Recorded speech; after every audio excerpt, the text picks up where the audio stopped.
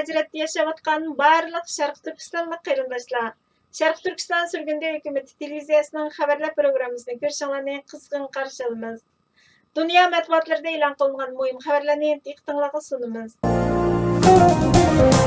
Baş ministerimiz Salih Xudoyor apandi 23 may kuni Al-Qur'on xabarlarining ziyoratini qabul qilib, Xitoy Şinjan deb atalgan Sharq Turkistonning Uyg'ur, Qozoq, Qirg'iz qatorliq turkiy xalqlarning ana yurti ekanligini, Xitoy tajovuzchilarining 1949-yili 22 dekabrda mustaqil Sharq Turkiston davlatini ag'dirib tashlab, Sharq Turkistonni ishg'ol qilgandan keyin Sharq Turkiston Jumhuriyatining ba'zi amaldorlarining chet elga panohlik izlab chiqib, Sharq Turkiston sürgünde hukumatini qurganligini, Xitoy bilan siyosiy va iqtisodiy jihatdagi diplomatik munosabati sababidan hech qanday davlatning sürgünde hukumatni e'tirof qilmaganligini, sürgünde hukumatning hozirgacha bo'lgan taraqqiyot jarayoni va maqsadini, Xitoyning Sharq Turkiston xalqiga irqiy qirg'inchilik va assimilyatsiya yurgizib kelganligini, bo'lib yaqinqi yillardan beri millionlarcha Uyg'ur va boshqa turkiy xalqlarni jazo lagerlari va turmalarga qamab, chekidan oshgan vahshiy usullar bilan irqiy qirg'inchilik yurgizayotganligini, Birleşken Devletler Teşkilatı İnsan Hakları Komissarının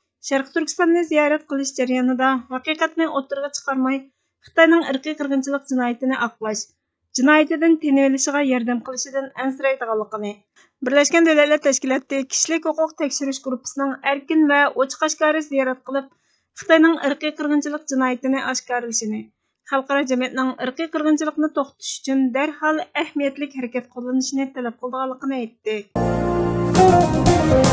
BBC xabarlarining oshkorlashicha, Sharq Turkistondagi Xitoyning jazo lagerlari markazidagi soqchi kompyuter mulozimatidan jazo lagerlari va turmalarga qamalgan Uyg'urlarning suratlari, sonliq ma'lumotlar, qechishga uringanlarni o'ldirib etishdek Xitoy yurgizayotgan siyosat xotirlangan soqchi hujjatlari qo'lga tushirilgan. Shinjang soqchi hujjatlari bu yilning beshida BBCga yo'llangan bo'lib, oylardan beri davom qilayotgan tekshirish va dalillash natijasida Sharq Turkistondagi Uyg'ur va boshqa turkiy xalqlar haqidagi yangi bayqashlarni o'ttirg'a qo'ydi. Buning e'lon qilinish vaqti Birleşken Devletler Teşkilatı İnsan Hakları Komissari Michelle Bacheletning Sharq Turkistonga qilgan Xitoyning qattiq kontroli ostidagi ziyoratiga to'g'ri keldi. Bu sonliq ma'lumotlar Xitoyning jazo lagerlari va turmadan iborat bir-biriga munosabatlik bo'lgan ikki xil tutib turish usulini qo'llanganligiga aloqador jiddiy savollarni tug'dirdi.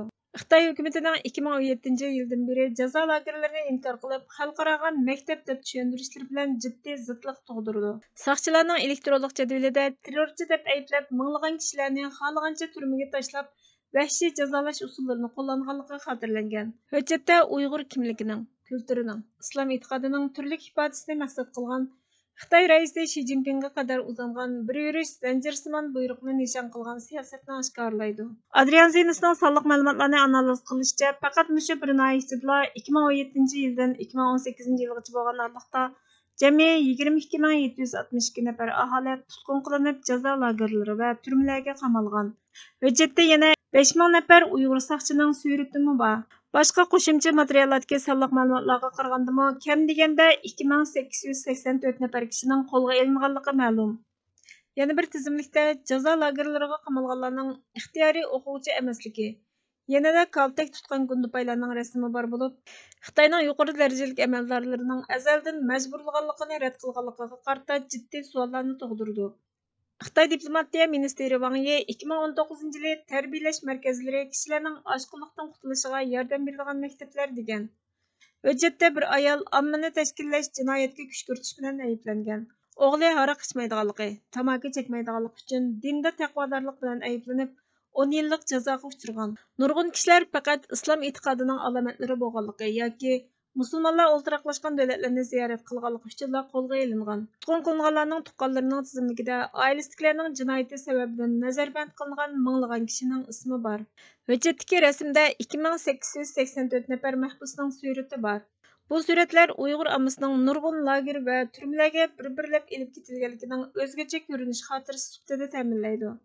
Shinjang soqchi hujjati BBC'ni o'z ichiga olgan xalqaro jurnalistlar birligida saqlangan 10 minglagan rasm va hujjatlar va ichida yuqori darajalik amaldorlarning maxfiy nutqlari, soqchilarning maxfiy qo'llanmasi, xodimlarning shaxsiy uchuri, 20 mingdan ortiq Uyg'urning tutqun qilinib, nazarband ostiga elinish tafsilotlari va intayin sezgir joylardagi suratlarni o'z ichiga oladi. O'zini oshkorlashni xohlamaydiganlar bularni bir turkum soqchi kompyuter mulozimatidan hakkerlik qilib qo'lga tushirgandan keyin Amerikada turuşluq kommunizm xotira fondi jamiyatining tadqiqotchisi doktor Adrian Zinisga yo'llagan. Zinis bularni BBC bilan o'rtoqlashgan. Hakkerlik hujjatlarining hech qaysisi 2018 yilning oxiridan keyingi ahvollarni o'z ichiga olmaydi. Bu balkim 2019 yilning boshida atalmış Şinjanның məxfiyləşdiriş ölçümünü çiڭitish haqidagi ko'rsatmasining natijasi bo'lishi mumkin. Keyingi hujjatlar hacker erisholmaydigan yerga qo'yilgan bo'lishi mumkin. Adrian Zinis bu haqda Yevropa Xitoy tadqiqoti jurnaliga maqola yozdi va materiallarning tartibsiz, xam, sap, ko'p xilligini, maxfiy hujjatlarning Xitoy rahbarlarining o'zlarining haqiqiy o'ylaganlari haqidagi erkin so'zlagan nutq xotiralarini, astrolog jadvalini va rasmlarni o'z ichiga oladiganligini, buning tarixda ko'rilib boqmagan ahvol ekanligini va Xitoy tashviqotini buzib tashlaydiganligini aytdi. Bir yurish ichki saqchi kelishimnomasida qurolliq ofitser askarlarning lagerlarning har qaysi joylarida doim chorlash ilib bordiganligi, qorovulxonaga avtomat va margan miltiq o'rnatishi va qochishga uringanlarga qaratib o'q chiqarish, o'ltirish siyosatining mavjudligi xotirlangan. Hujjatda ma'lum bo'lishicha, kichik bolalardan tortib yashanganlargacha kecha-kunduz demay saqchixonaga ilib berilgan. Hatto doktorxonaga yo'tkilgan har qanday bir lager qurboni qarig'larcha zanjir bilan kishanlangan. Xitoy jamoat xavfsizlik ministri Zhou Keji 2018 yili 6 oyda atalmış Şinjanni ziyorat qilganda faqat Şinjanning janubida kam deganda 2 million kishining oshqon fikr bilan yuqumlanganligini o'tirg'a qo'ygan maxfiy nutqi. Atalmış Şinjan Kompartiyasining sobiq sekretari Chun Chongguning 2017 yili so'zlagan ba'zilarga nisbatan 5 yil qayta tarbiyalash yetarli bo'lmasligi mumkin. Bular qo'yib berilgandan keyin masalalar qayta paydo bo'ladi. Bu Şinjandagi reallik degan so'zlarini o'z ichiga olgan maxfiy nutqi mavjud.